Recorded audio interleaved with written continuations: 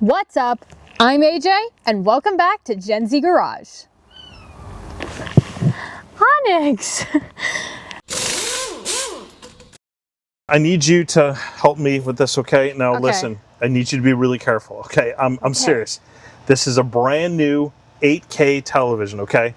So be careful. I don't want the screen to crack because I put a lot of money into this, okay? Okay. I'm gonna lift it out. We're gonna take it in through there. I need you to grab the corner, okay? I'm gonna lift it out, grab the corner, okay?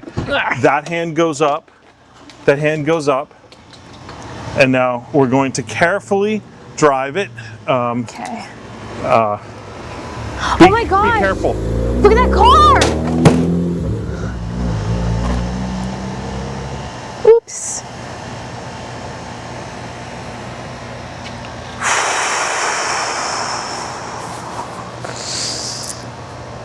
Uh-oh. Well, guess I'm doing this myself today. In this episode, we're going to be replacing the PCB board behind the gauge cluster, as well as the lights with a mixture of incandescent and LED bulbs, because the lights on the gauge cluster are kind of dim, and I'd prefer if they were brighter. May as well replace them, because I love fixing this car, and I want it to be the best it can be. So let's get started. Oh my God, the blue dingy thing is going crazy. It's like making a song over there. For those who don't know, the 1985 V6 and all 4-cylinder Fieros have front-lit gauges.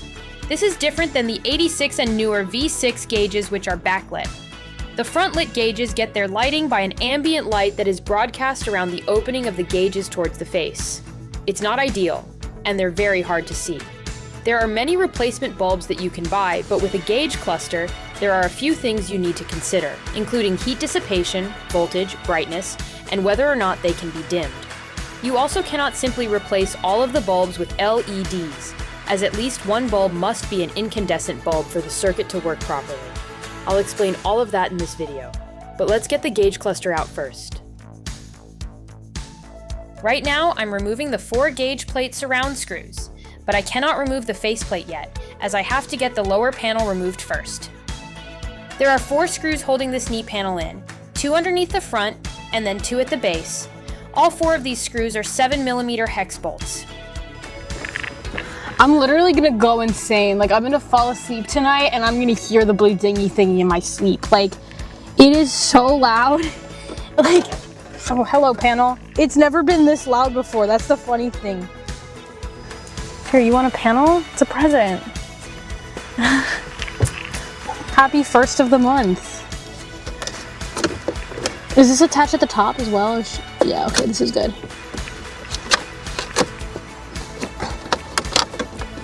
Hooray! Next, we remove the rear shell of the gauge cluster. There are 3 Torx bit screws holding down the top of the rear shell, and they are unique to this application. These 3 screws are not used anywhere else in the Fiero, so save them and do not lose them. Next, there are 2 more 7mm hex head screws at the base, so we remove those too. With all 5 screws removed, I can now remove the rear shell. I do this slowly and carefully so that I don't scratch the dash or damage the panel itself.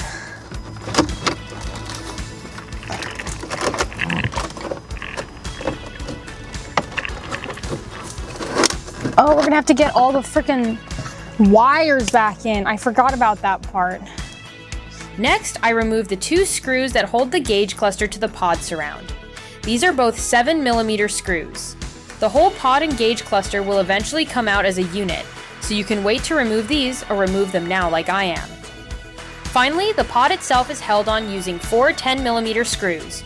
But before you remove these, you'll want to remove the screws holding the button panels on both the left and right side of the dash pod.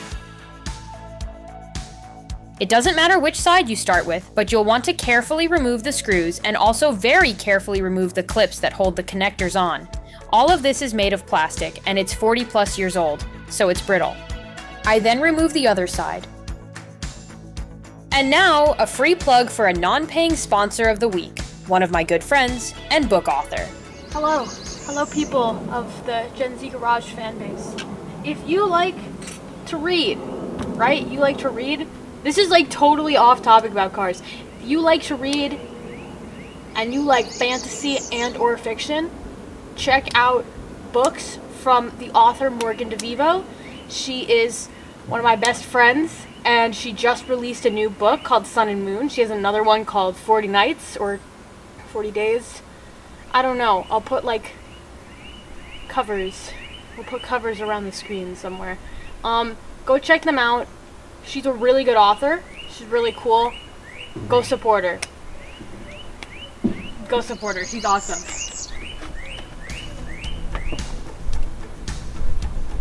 With both sides of the gauge pod disconnected, I now disconnect all of the wiring harnesses from the gauge cluster itself. Or at least I attempt to disconnect all the connectors. But then, I'd have to get up. I wish this thing had like the seats of a Toyota Corolla because I have to get up, but I don't want to get up because it's too... It's too comfy. I live here now. Good night. Eventually, I do get up and remove the connectors. Remember to take it slow and don't break the clips. With the cables unplugged, I remove the two 10mm screws on the back, and then move to the two screws under the dash. And with that, I carefully remove and lift the gauge cluster off the steering column.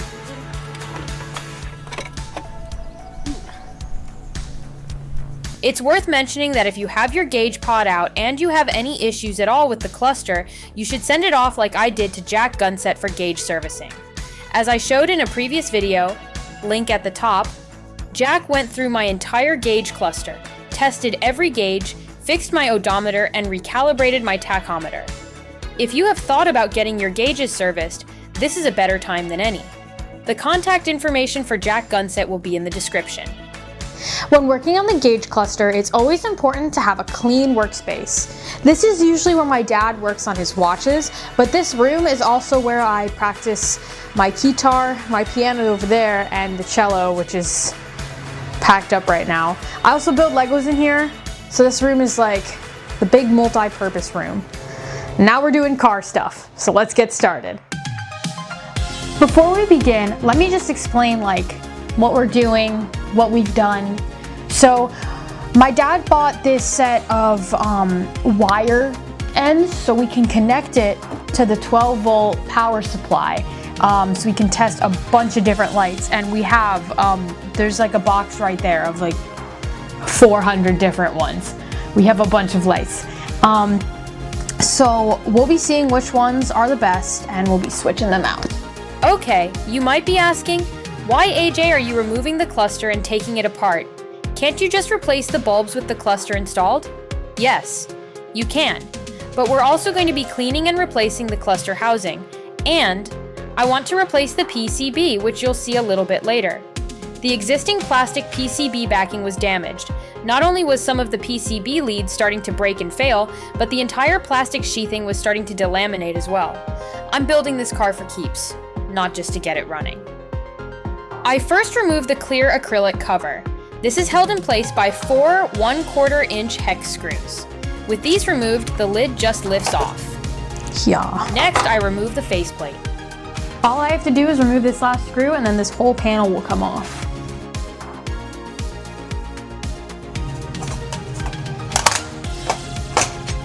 And then the speedometer. The speedometer is now disconnected and it just lifts up. Remember to be very careful and not touch the dials. They break easily. Next, the tachometer. The tachometer is being held in by 2 screws, so once I unscrew those, it should lift out just as easily.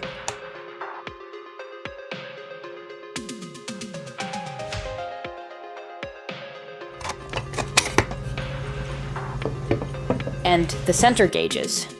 These both just lift out, and then there's 2 screws to remove for this, and it'll come right out.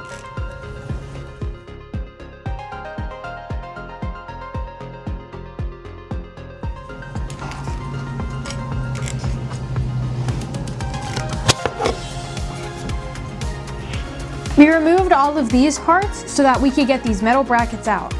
You can't remove them from this side because they have like this weird little thing, And you can't remove this plastic part either until you take all of that out and then start removing these. But before we do that, let's remove the bulbs. To remove the bulbs, all you have to do is twist these little gray parts and they'll come out.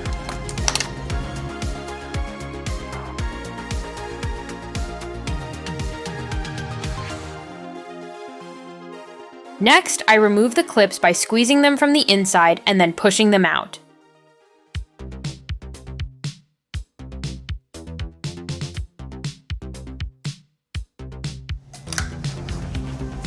You can now carefully remove this panel here. Make sure you don't mess it up, because that's not good. And now that this has no electronics on it, you can wash it in the dishwasher or the sink, because it's pretty dirty. And you want to make sure everything in your car is clean.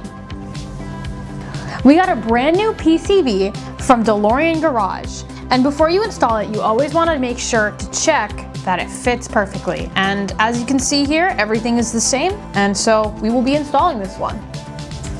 To properly install the new PCB onto the gauge housing, I place it in the correct location and then begin reinstalling the clips that I had removed previously. Carefully reinsert them, but make sure that they snap in place. It's best to work from one side to the other, that way you do not stretch or force the PCB into shape.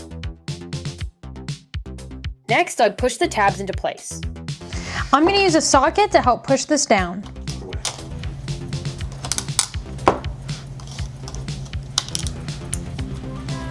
We can now begin installing the LEDs. My dad spent several days and, as you can see, about 15 different Amazon orders of bulbs before he found the LEDs that looked the best. Each night, we swapped out all the illumination bulbs with a different set of bulbs into a spare gauge cluster that we got off eBay. The first night, we tested properly cleaned and stock wattage incandescent bulbs. While this looks really good in the image, keep in mind that these are taken with a long exposure camera, so they are realistically about half this brightness when installed in the car. Next, we installed higher wattage bulbs from Rodney Dickman. These are 5-watt bulbs that, while still incandescent, are much brighter than the original. While these are a good improvement over stock, they still generate the same or slightly more heat, and I'd like to get away from hotter bulbs where possible. Finally, we tested the several LEDs and settled on this bulb from Lettingfar. These bulbs are single diode bulbs and do not generate any perceivable heat. They do not have a PCB installed in them, and while they are single polarity, they use the least wattage and produce the brightest glow. The names and part numbers for everything will be listed in the YouTube video description. We aren't sure which direction the LEDs go in for the illumination bulbs, so we're gonna put them in, and then whichever ones don't work, we'll just switch them.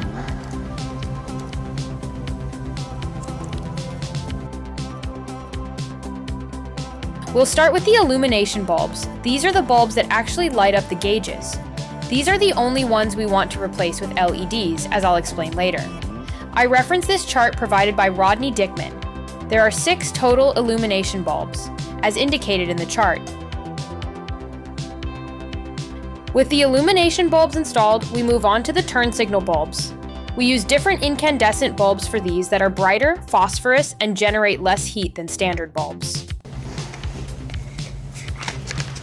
We're using the blue silver stars for the turn signals. Make sure before you install them, all glass bulbs should be cleaned. You want to make sure you clean the bulbs with fingerprints. Rodney Dickman is made, because when is he not making something?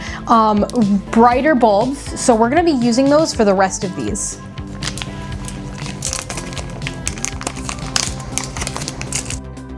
We've chosen Rodney's brighter 5-watt bulbs for all the other indicator bulbs, because while they are hotter, they're less likely to remain on for a consistent period of time. And, if any of these are on, you'll likely want to know about it, so brighter is better. Finally though, you must use an incandescent bulb for the battery indicator. This is a requirement for the circuit to properly function. The alternator is designed to charge the battery by detecting a small amount of resistance back to one of the control circuits. If the bulb is burnt out or the wiring in the circuit is broken, the alternator will not charge, and the battery will go dead. The alternator expects to see a small amount of resistance to start charging. If the alternator quits charging, the bulb lights due to power flowing from the gauge fuse to the alternator. It will not charge if the resistance is not present. Now we're going to install all the gauges and make sure not to touch the needles. Everything goes back opposite how we removed it, starting with the center gauge cluster.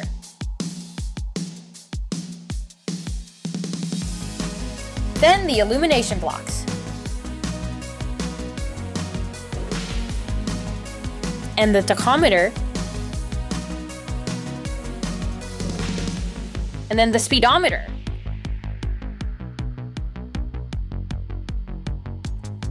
I want to make sure things are done right, so before I button everything up, we're going to get rid of any dust. This is used for cleaning up watches, and I'm going to use it to get all the dust off.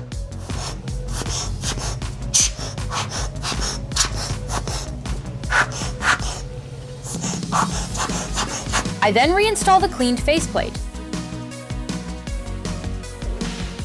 This is the only one that actually needs a screw. And finally, I reinstall the clear plastic cover. Make sure you don't put your fingerprints on the back side.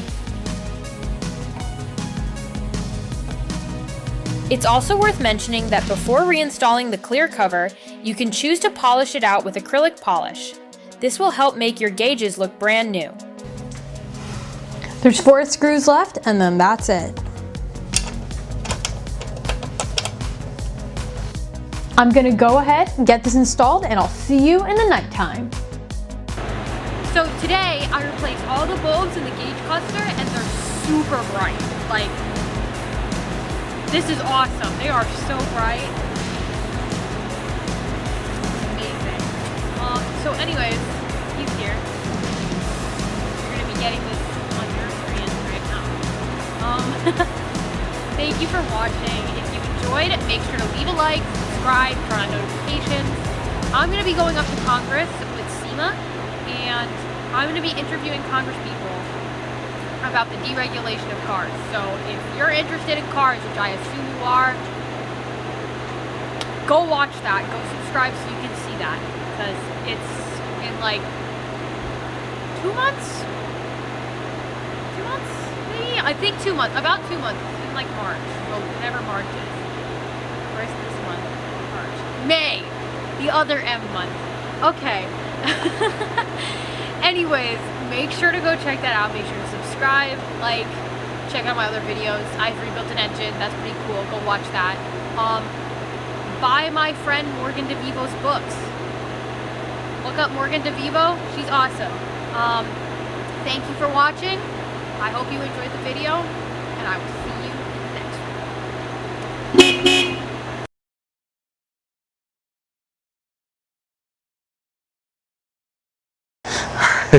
How are we gonna clean this up? All right, I don't know.